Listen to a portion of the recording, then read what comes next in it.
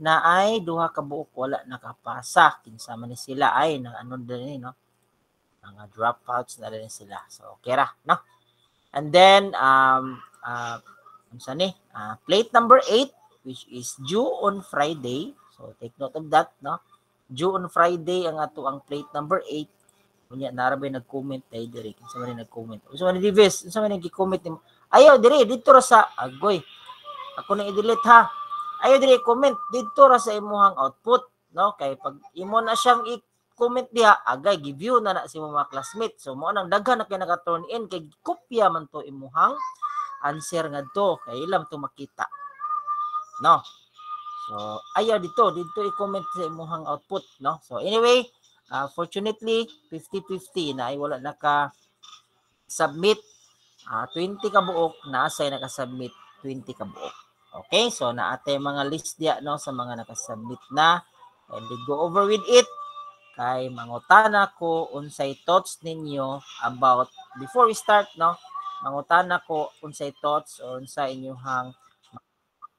about our topic, no, the force or the flexibility method, especially for those students nga naka-submit na sa ato ang plate. May I hear from anyone diha, no, from this class? Ayan, kamo na po yung istorya, ay magsig amang-amang, no? Ayan, I hear anybody from the group?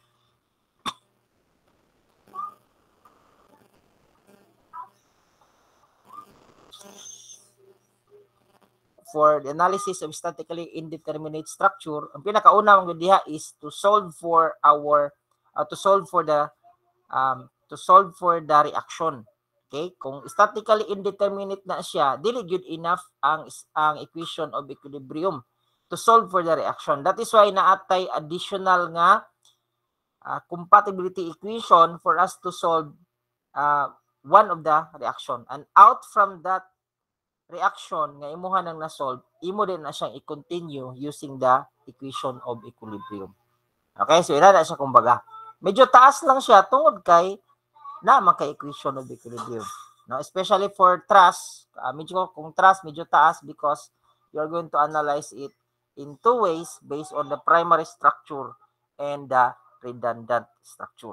So mo lang nibali ang nakataas sa iya. But if you can do it in a shortcut manner, for example, kung makahapak-hapak method ka and so on, that is actually acceptable.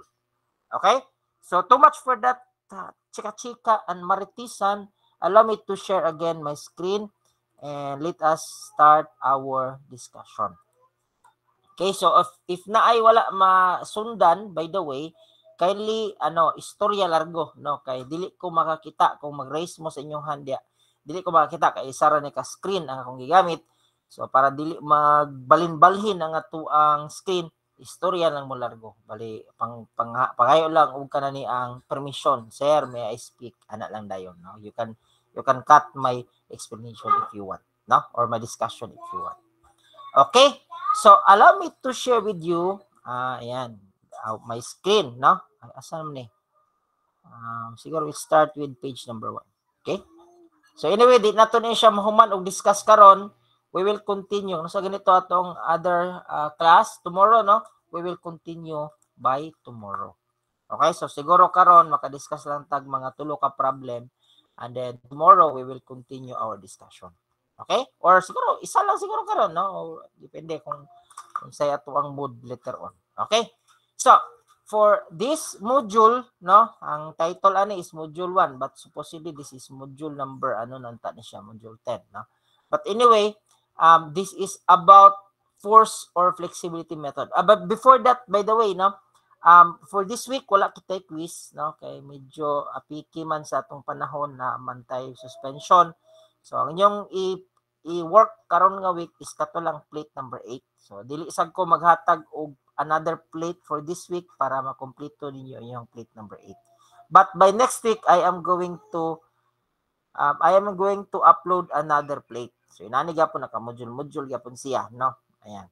And then by next week I don't know if madayon, but natay will this week, no, 12 to 15. So mo nang problema ko unsaon na to ato ang quiz number 1. Murag upat na o duha sa nakabulan wa pagid ta naka-quiz. No, I don't know if sao na to na siya.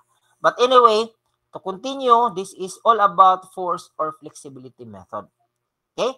So before I start the discussion, allow me to open or allow me to discuss no in layman's term in a very simple way no unsay concept no sa ato ang force method. And allow me to use a beam as my reference or as my reference structure. Okay? Ayan. So, allow me to use a beam na as my reference structure. For example, na ako'y simply supported beam. Okay? By the way, makita ba ninyo ang drawing? Hello? Makita na ba ang drawing, guys? Yes, sir. Okay. So, allow me to have or allow me to draw a simply supported beam with a uniform load. Okay? So, naatay uniform load ya. So, say for example, this is point A and this would be point B. So, if ingon ani ang condition sa ato ang beam, then we can use the equation of equilibrium to solve for the reaction because this beam is statically determinate beam. Okay? Pero kung naagani tay beam nga statically indeterminate, just like this one, you will notice here nga na ako gi-add nga roller support at the midspan. Then we cannot use or we cannot solve the reaction by merely using the equation of equilibrium.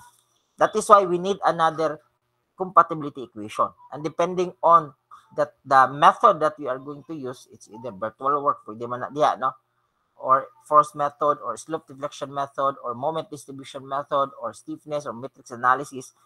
We need those methods to complete our compatibility equation because basic sa atong algebra, in every unknown, there should be an equivalent equation. Okay? So kani, naatay requirement ani, upat ka buok reaction, no? Duha sa A, pin, isa dayon sa B, and isa dayon at the midspan or point C. So meaning there will be 4 pero ang EX na to since there is no horizontal force, then EX becomes 0. So meaning na alantay tulo ka buok unknown ani nga particular beam. But take note, kung mogamit kita equation of equilibrium, duha lang ang magamit ato. Summation of forces along Y and the moment. So meaning kulang og isa ka equation kay dapat kung tulo ang anon, tulo po dapat ang atong equation. Okay? So mao kanang mogamit kita og a different method. So let's start with the force method. Unsa man ang concept sa force method? Okay? So actually for me, gitawag siya og force method because we are going to solve it in a very forceful manner, no? Ato siyang pugson, no? Ato siyang solbon using the equation of equilibrium. No? Okay? Di ba? Dili man supposedly ma-solve nato using equation of equilibrium. Gamitan nato na siya og force method or flexibility method. Pugso nato nga maggamit ang atong gamiton lang is the equation of equilibrium. No?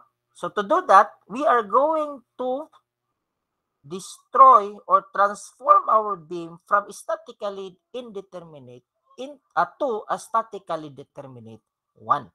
Okay? By simply making, no, this is actual or true beam, no? True beam ito, no? Ito yung true beam or actual beam natin. Ayan. By making two representative ani nga beam. First is the primary structure. Okay, when we say primary structure, that would be the structure or the beam, for example, in this case, which is supposedly the primary, no? Yun yung primary structure natin. Okay? Yan. So the primary structure is a structure, no, wherein it is loaded with the actual load.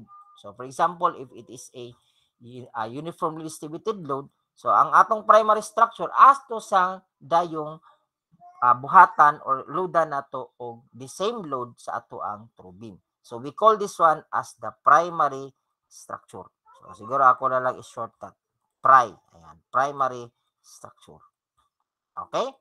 Ayan. So take note, kung isang ingon kitag primary structure, dapat mahimo siyang statically determinate nga beam. Unya, i-load din nato katong iyang original na load.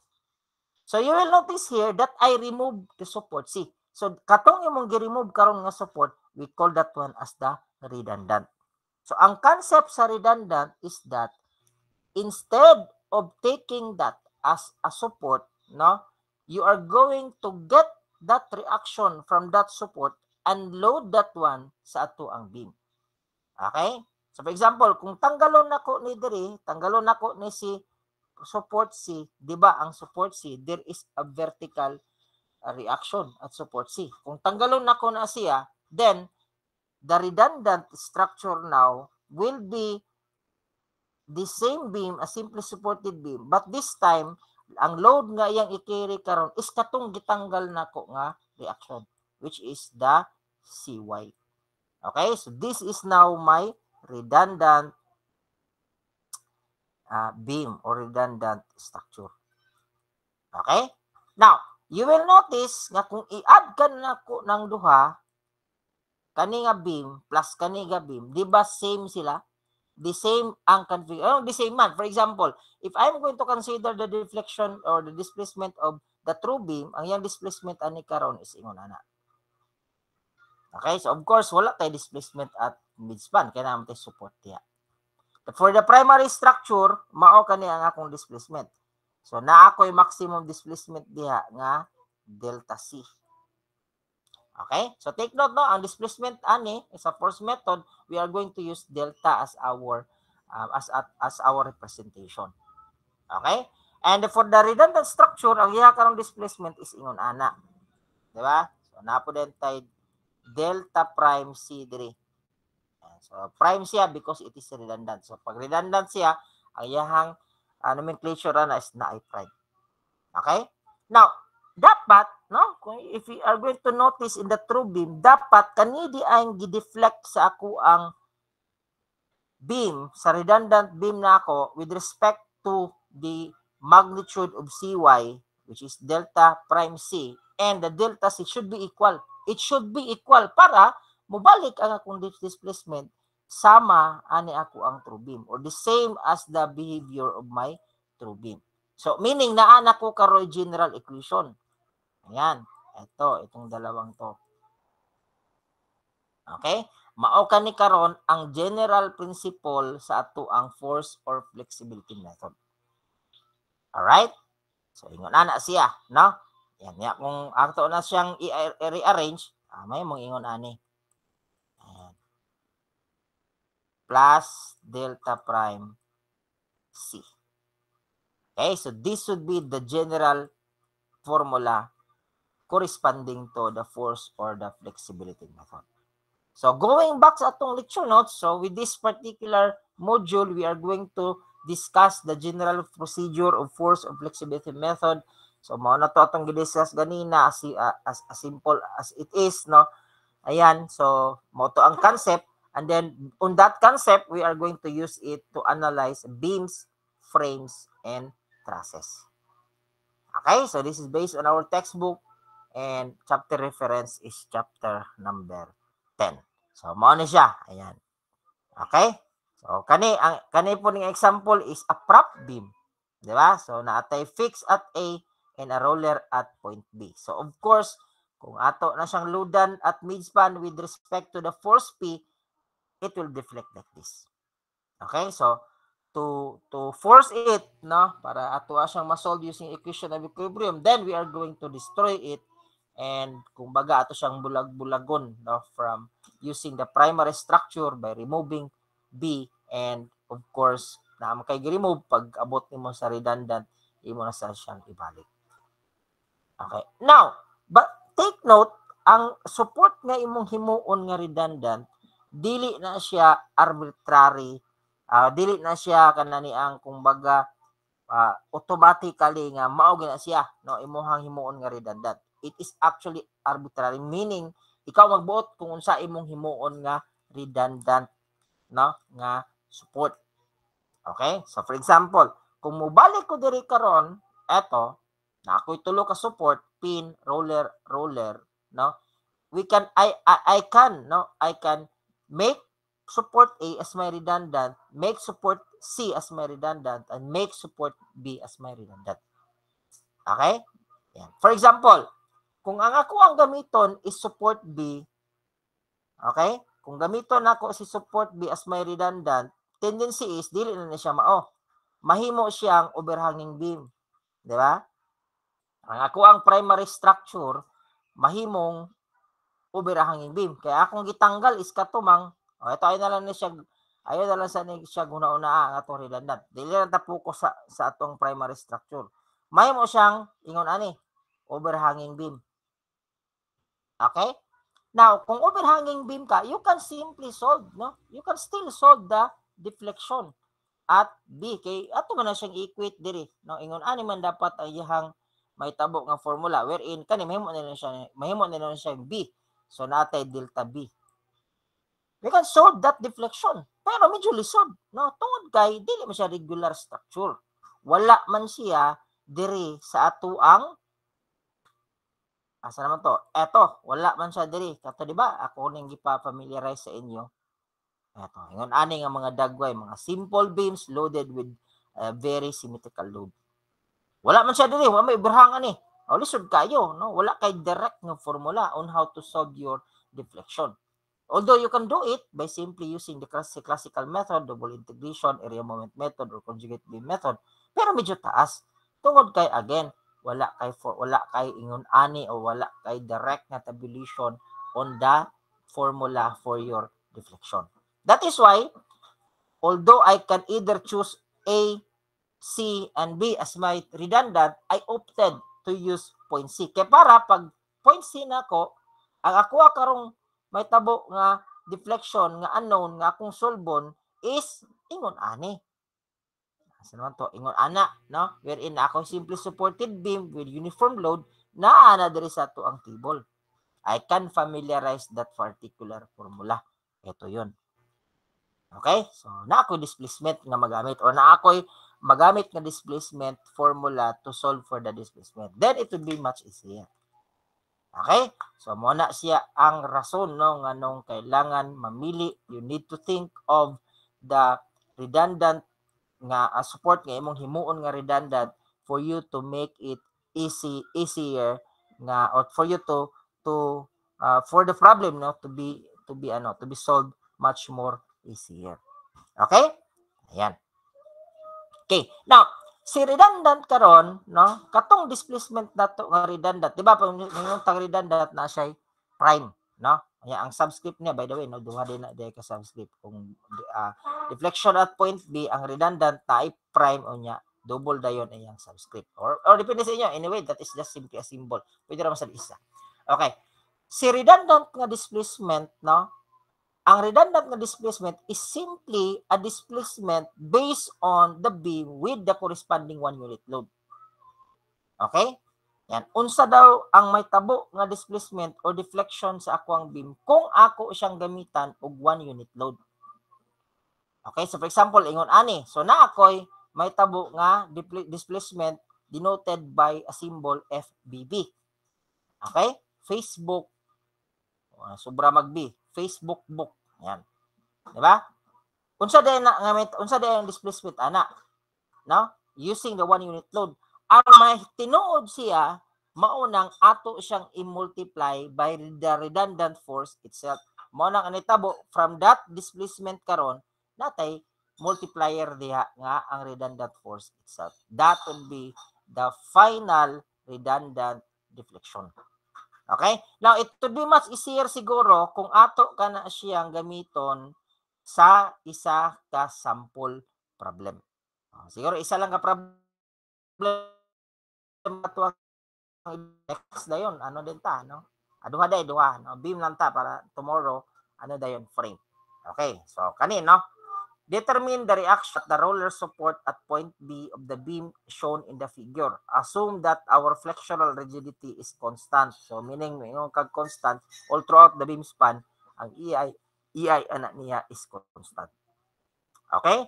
Now, take note na kay fixed support at A, napugay fixed support at B. Although, you can either choose the fixed support at A as your redundant, pero it would be much easier kung redundant ta at point A. Okay? Kaya kung mag-redundant ka at point A, point B. Kaya kung mag-redundant ka at point B, pagtanggal ni mo anak, cantilever beam man na siya ang may tabo. No? Unya daghan man kay kadrig figure, no? Diri sa ato ang front cover page. nga mga direct formula for cantilever beam. So naingon ana load na atay load as tumoy, ang load is sa kani kadua is moment and then nabog kay uniform load. So dali na to siya solbon. Okay? So that is why I'm going to choose support B as my redundant. Okay? So take note, no, kung prop beam siya, it is statically indeterminate to the first degree. So this time we are going to take BY or the support B as our redundant. Now, ang buhaton lang sa redundant, no, ang concept lang sa redundant is that kung mauna nga support ay mong himuon nga redundant, no, you can choose what particular reaction ang buhaton nimong redundant.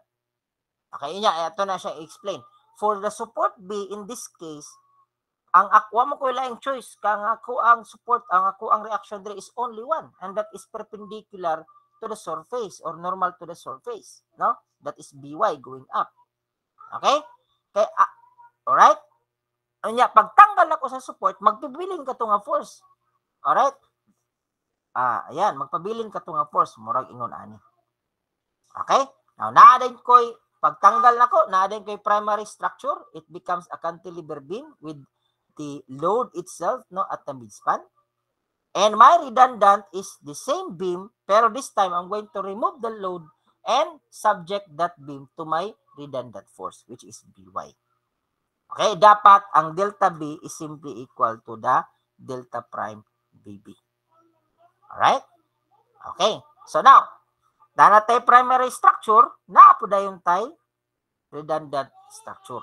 So, sulban dayon nato na siya o deflection aron ato din ang isubstitute dito sa itong formula. Kani. Di ba? Itong part na to. Okay. So, let's start with the primary structure. Let us solve the deflection delta B. Okay. So, allow me to print screen this and then copy this one sa paint. Ayan. Okay. Ayan. Copy dia. Okay. So, delta B. Now, take note, sa ingon ani nga configuration, wala kitay ingon ana, no? Ang atua is cantilever beam lang, pero ang atuang load or ang atuang support or ang atuang load, no, rather, is at the free end. Sa atuang problem, nasa tunga. Kung saan man nato na siya, no? So, ang atong buhaton, ato ni siyang ikat, no? Para ma-solve na to, dali na to ma-solve si delta B, atong ikat padulong diri. Ako i-consider karon kanilang kanang duha or kani siya, no, kanina nasa square or nasa rectangle kana. So ako na dining magamit nga formula, no? Ang displacement daw kuno diha sa tumoy is PL cube over 3EI. Okay? PL cube over 3EI. Wherein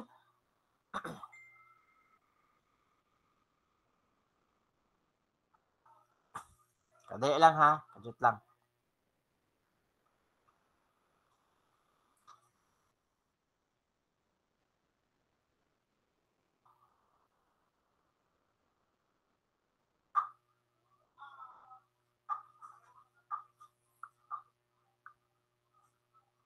Okay.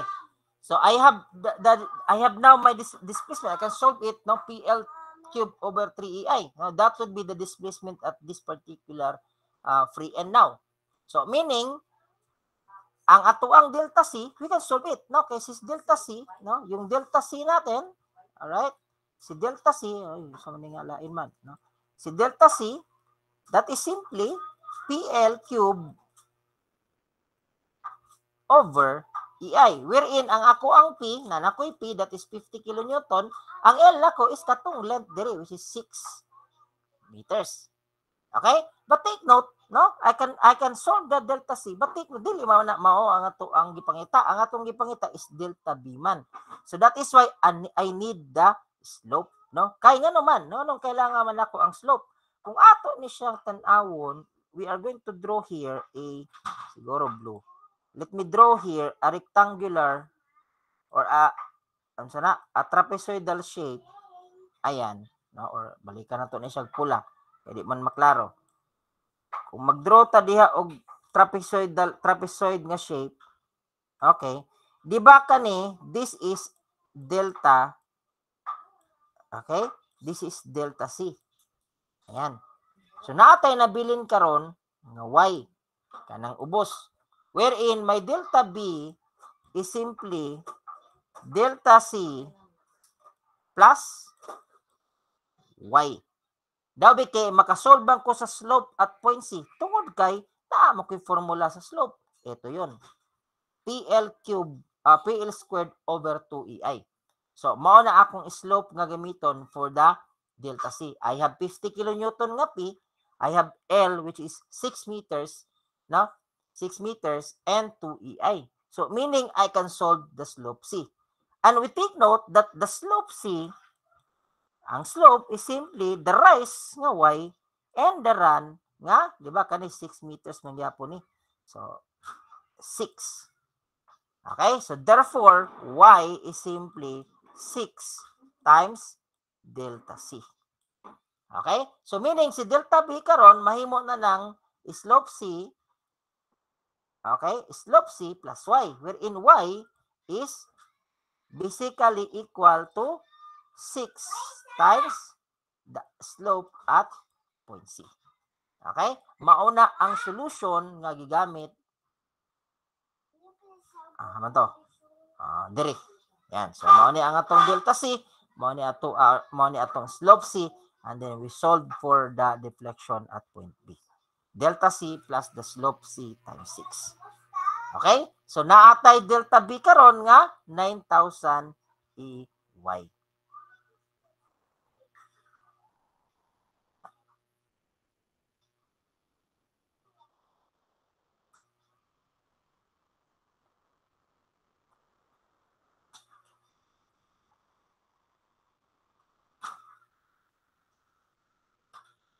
Okay?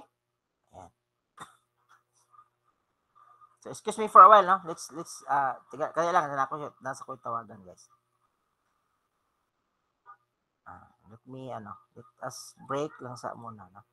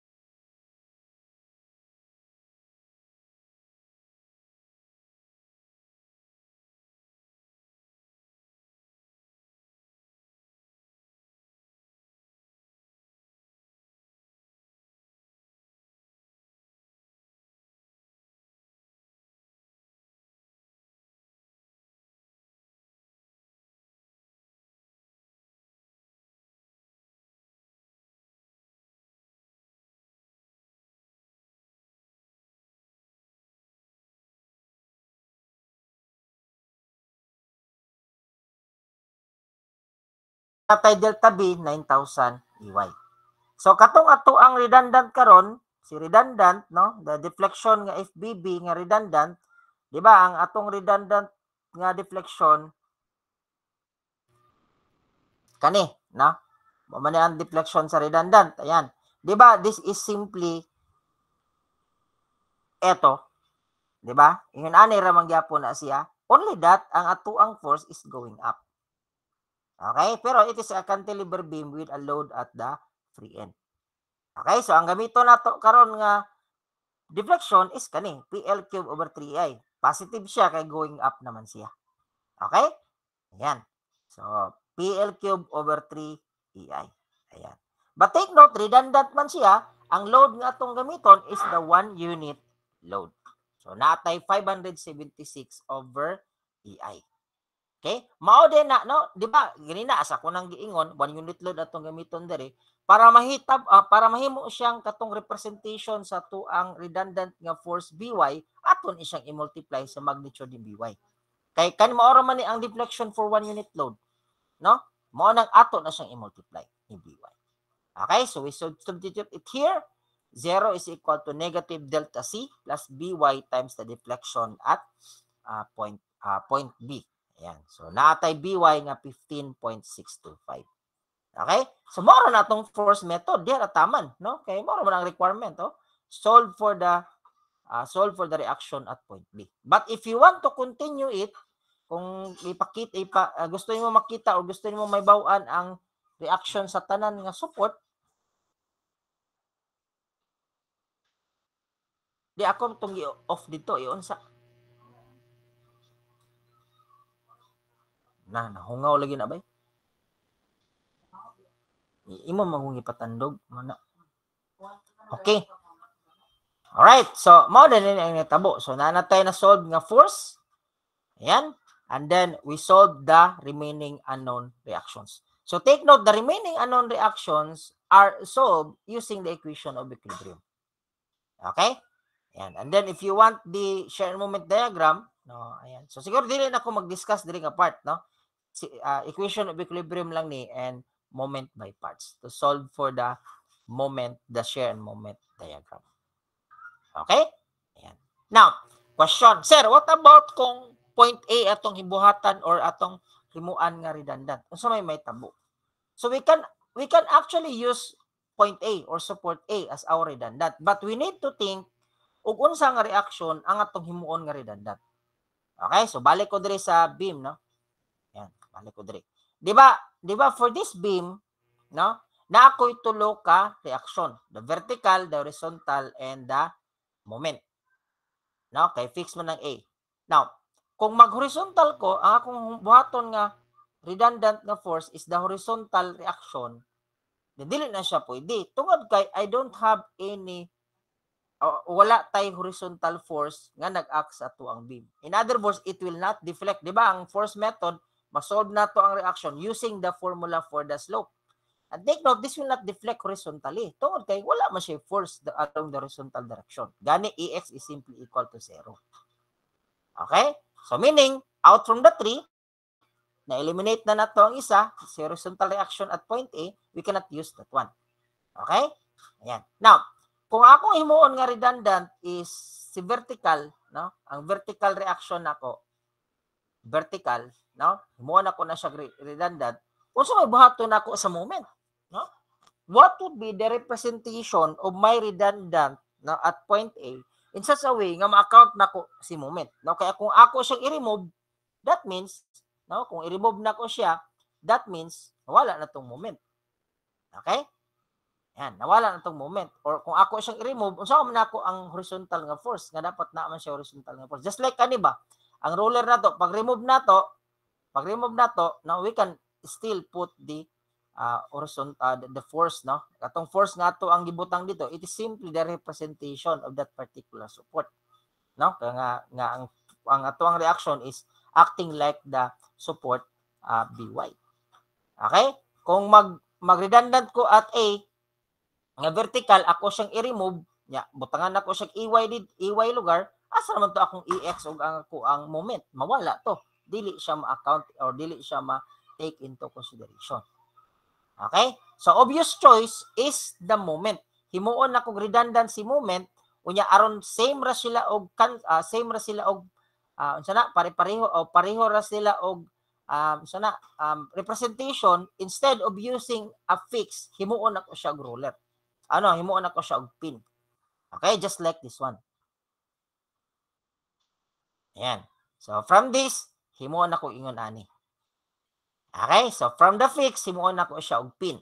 So giredundant nako si MA, I don't have problem with it kay kung ato siyang i-redundant, ato ra man pud siyang i-apply dito as a load. Di ba? Pero na-pin siya to account for the vertical and the horizontal reaction.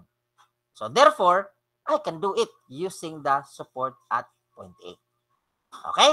So na ako'y redundant, eto, and then my primary structure is a simply supported beam with a load at midspan nga 50 kilonewton. But this time, I am not going to equate my equation by the use of the deflection since ang redundant na to is moment.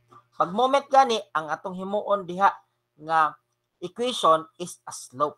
So that is why you will notice nga slope ang atong gigamit, no? So ang atong primary nga solution is slope A is simply equal to the redundant times the slope of the redundant itself. Okay? So meaning na atay primary nga beam, Ito yung primary nga beam with a load at 50 kilonewton at midspan, then napunta redundant nga beam. So natin formula, slope A plus MA is alpha AA, wherein alpha AA is simply the slope caused by the redundant itself. Okay? So slope A, no? So balik ta diri. Balik ta. Di ba? Simply supported naman to ato ang beam with a load at midspan. Ayan. Ang slope niya is ito. Di ba? Simply supported, load at midspan. The slope is PL squared over 16 EI. Muna atong gigamit para ma-solve ang atong slope A. Okay? Si slope naman nga katong caused by the redundant, mo na atong gamiton. Di ba? Mao man ni atong redundant, di ba? Na ay moment nga load ato ang i-apply dito sa atong redundant nga beam. But take note, kani nga moment dapat naani siya sa pin. So kung unsay formula, balihon lang pud nato. So for example, for this configuration, at left ang ato ang slope is MOL over 6 EI. At the right, MOL over 3 EI. So therefore, kung mabalik kaning moment, naani siya diri,